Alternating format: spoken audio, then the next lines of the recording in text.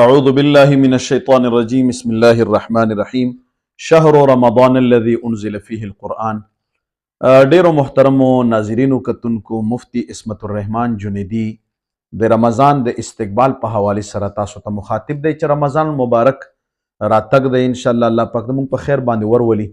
کله به چې رمضان مبارک راتلو نو حضرت سلمان فارسی رضی الله تعالی عنه فرمای چې رسول الله صلی الله علیه وسلم مبارک مونږ له د رمضان نه مخکې خطبه راکړه او راته ویې فرمایل چې په تاسو باندې ډیره مبارکه بابرکته میاشت را روانه ده او دا داسې زبردسته میاشت ده چې دې کې روژې نیول چې دي دا فرض دي او چې کوم عبادات دي پکې د قیام د شپې کوم قیام دی یعنی تراویح دي هغه پکې نفل دي.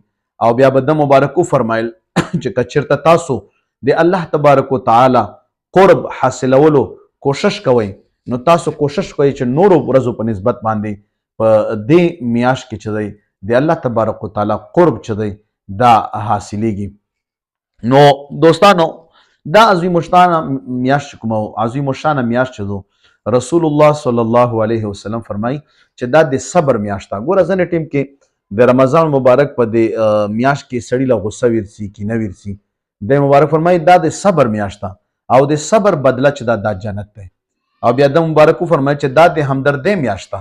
نو کوشش دا وکړئ چې تاسو که څومره وس کیږي خلکو له روژه ماتې واخلئ او دا به د تاسو د ګناهونو د مغفرت لپاره یو سبب جوړ شي او تاسو دا څټونه به رب العالمین د جهنم نه آزاد کی. او رسول الله صلی الله علیه وسلم به فرمایل چې روژه چې دا یو ډال دی او دغه ډال په وجه باندې لکه څنګه د ډال په وجه سړی د توري د ګزار نه بچ کیږي داسې به د ډال یعنی د رمضان په وجه باندې انسان د جهنم نه بچ کیږي. دوستانو ډیر غټ فواید دي د مبارک په فرمایل په مختلفو روایاتو سره چې په دې کې یو فرض منځ فرض ادا کول دی او یو فرض قدر ثواب لري او مثال په تور یو نفل ادا کول هغه پکې د فرض قدر اهمیت لري. ډیره لویه بهترینه او زبردسته میاشت په موږ تاسو را روانه ده او کنز العمال په حدیث کې دام راغلی دي. رسول الله صلی الله علیه وسلم دام فرمایلی دي چې که چېرته تاسو پکې یو پیره ذکر وکئ رمضان مبارک په دې میاشت کې یو پیره ذکر وکئ دا یو پیره ذکر دا داسې لږه نور ورځو کې چې تاسو زر واري ذکر کړی وي. دا بهترینه میاشت په موږ تاسو باندې را روانه ده. باید چې موږ تاسو د دې د احترام خیال وساتو د رمضان د روژو خیال وساتو ډیر په تاکید سره او ډیر په اتفاق سره او ډیر په ښه شان باندې موږ د روژې ونیسو. رب العالمین مو ډیره خوشحالي نصیب کړي. انشاءالله وخت په وخت باندې به د دغه پیج نه تاسو ته د رمضان شریف متعلق اهم سوالات او د هغې جوابات تاسو ته بیانېږي.